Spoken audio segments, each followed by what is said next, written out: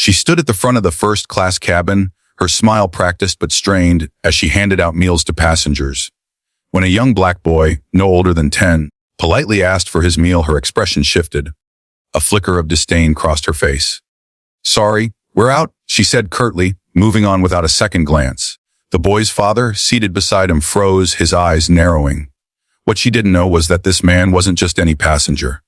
Within hours, her world, and the airlines, would turn upside down.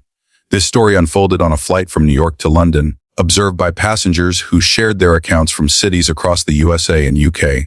New York, Chicago, London, Manchester. Wherever you're reading this, from bustling cities to quiet towns, share your thoughts on this extraordinary event. Have you ever witnessed something that changed everything in a moment? On a chilly November morning in 2024, Flight A3921, an American Airlines transatlantic route from JFK to Heathrow, was packed with passengers. Among them were Marcus Ellison, a 42-year-old tech mogul, and his son Caleb, a bright-eyed 10-year-old excited for his first international trip. Marcus, the founder of Ellison Technologies, a company valued at over $10 billion, was known for his low profile. He didn't flaunt his wealth, opting for first-class seats not for luxury but for comfort during the long flight with his son. Caleb, clutching a science book, was thrilled to be heading to London for a STEM conference where Marcus was a keynote speaker. The flight crew, led by senior flight attendant Laura Bennett, a 15-year veteran with a reputation for efficiency, moved through the cabin with practiced ease. Laura, 38, had seen it all, demanding passengers, crying babies, and turbulent flights. She prided herself on maintaining order, but some colleagues whispered about her sharp tongue and occasional bias, especially under pressure. The first-class cabin, filled with business travelers and a few families, buzzed with the usual hum of chatter and clinking glasses. Marcus and Caleb, seated in 2A and 2B, settled in, unaware of the storm brewing. The meal service began an hour into the flight. Laura pushed the cart down the aisle, her voice clipped as she offered chicken or pasta to passengers. When she reached Caleb, he smiled politely and asked for the chicken. Laura's eyes flicked over him, then to Marcus, who was typing on his laptop. "We're out of chicken," she said flatly, her tone suggesting no room for discussion. Caleb's face fell, but he nodded, assuming it was a mistake. Marcus looked up, his brow furrowing. "He ordered chicken when we boarded," he said calmly, pointing to the pre-order slip on Caleb's tray. Laura's lips tightened. "I said we're out. Maybe he can have the pasta." Her tone carried an edge, and her glance at Caleb felt dismissive, as if he were an inconvenience. Marcus leaned forward, his voice steady but firm. "He doesn't eat pasta. You have his order right there. Can you check again?" The cabin grew quieter as nearby passengers sensed the tension. Laura crossed her arms. "Sir, I've been doing this for years. We're out. You'll have to deal with it." Marcus's jaw clenched, but he kept his composure. "It's not about the meal. It's about how you're speaking to my son." Laura rolled her eyes, a gesture that didn't go unnoticed. "I don't have time for this," she muttered, moving to the next row. Caleb looked at his father, confused and hurt. Marcus placed a hand on his son's shoulder, whispering, "Don't worry, buddy. I'll handle it." But inside, Marcus was seething, not just at the denial of a meal, but at the way his son had been treated. The confrontation didn't end there. Marcus pressed the call button, and when Laura returned, her irritation was palpable. "What now?" she asked, her voice low but sharp. Marcus, still calm, said, "I'd like to speak to the lead purser. This isn't just about a meal. It's about respect." Laura scoffed. "You're making a big deal out of nothing. Kids don't need special treatment." The word, kids, landed like a slap, and Marcus's eyes darkened. "You don't get to decide what my son needs," he said, his voice now carrying a quiet intensity that made Laura pause. The lead purser, James Carter, arrived, sensing the escalating tension. He listened as Marcus recounted the incident, emphasizing Laura's dismissive attitude and the racial undertones he perceived. James apologized, promising to address it, but Laura, standing nearby, interjected, "He's blowing this out of proportion. I didn't do anything wrong." Her defiance only fueled Marcus's resolve. He wasn't just a father protecting his son. He was a man who'd built an empire from nothing, and he wasn't about to let this slide. As the flight continued, Marcus didn't let the incident derail Caleb's excitement. He distracted his son with stories about London and the conference, but internally, he was strategizing. Marcus wasn't one for public outbursts, he preferred calculated moves. While Caleb napped, Marcus pulled out his phone, connected to the in-flight Wi-Fi, and sent a series of emails to his team. He also made a discreet call to his chief of staff, instructing her to pull financial reports on American Airlines and its parent company, AMR Corporation. Back in the galley, Laura vented to a colleague, unaware of Marcus's influence. "Some people think they're entitled to everything," she said, her voice carrying just enough for a nearby passenger to overhear. That passenger, a journalist named Sarah Mitchell, had been watching the exchange and began taking notes. Sarah, traveling to London for a tech conference, recognized Marcus from a Forbes article.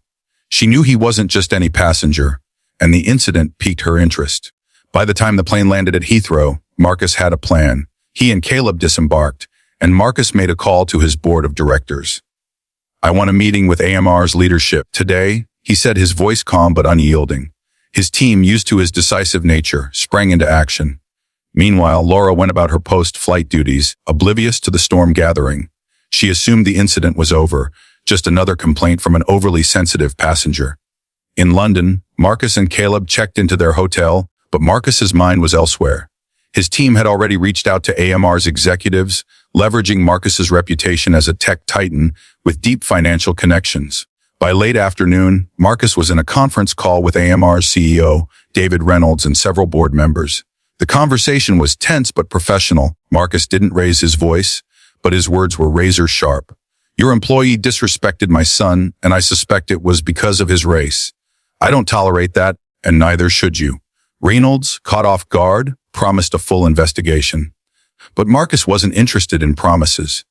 He'd done his homework during the flight. AMR was struggling financially, with the stock price teetering and debts piling up. Marcus saw an opportunity, not just to address the incident but to make a statement.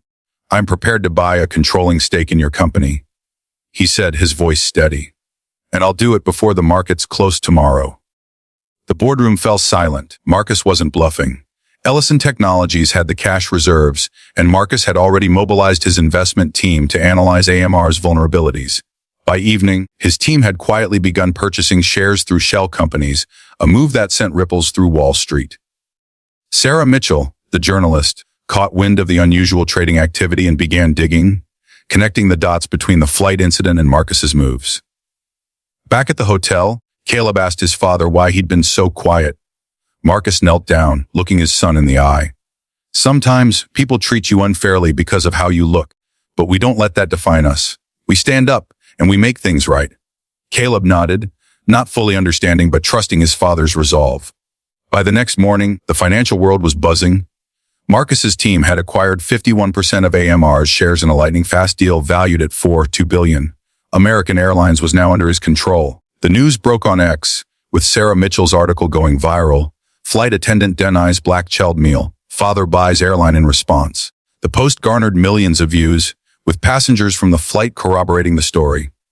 One user from Chicago wrote, "I was on that flight. The way she spoke to that kid was wrong." Another from London added, "This is what power looks like when it's used for justice." Laura was summoned to a meeting with HR at American Airlines' London office. She arrived expecting a routine reprimand, but instead, she faced a panel led by Marcus's appointed interim CEO, a no-nonsense executive named Carla Nyan. Laura's face paled as Carla recounted the incident, backed by passenger statements and video footage from a nearby traveler's phone. "Your actions were unacceptable," Carla said. "You're suspended pending a full review." Laura tried to defend herself, claiming it was a misunderstanding, but the evidence was damning. Marcus didn't attend the meeting. He was at the STEM conference with Caleb, watching his son present a science project to a cheering crowd. But he ensured the airline issued a public apology, acknowledging the incident and committing to diversity training for all staff. Marcus also announced a new initiative, a scholarship fund for underrepresented youth in STEM, named after Caleb. The story didn't end with Laura's suspension or Marcus's acquisition. It sparked a broader conversation about accountability and power. On X, users debated whether Marcus's response was justified or excessive. Some called him a hero, others questioned if he'd gone too far. But for Marcus, it was simple. No one disrespects his son, or anyone else, without consequences. Wherever you're reading this, New York, London, or beyond, ask yourself, what would you do if someone treated your loved one unfairly? Share your thoughts, because stories like this remind us that change starts with standing up. And if you're ever on a flight, look around. You never know who's sitting next to you.